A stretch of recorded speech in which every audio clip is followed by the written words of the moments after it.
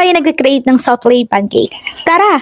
At samahan niyo akong puntahan itong pinagpipilahan at pinagkakaguluhan na Japanese souffle pancake dito sa Kogon. At kung hindi kayo makapag-decide kung anong kakainin nyo at uulamin nyo, pumunta kayo dito sa Kogon Market at marami kayong pagpipilian na pagkain na swak na at mura pa. Pasok na pasok sa budget nyo. So, ito din ang pinakasikat nila dito. Ngayon, ang ice cream na 3 for 100 na may iba't ibang flavors na pwede mong tikman at pagpipilian. Yung store nga pala nila kung saan ka makakabili ay nasa duluhan siya guys.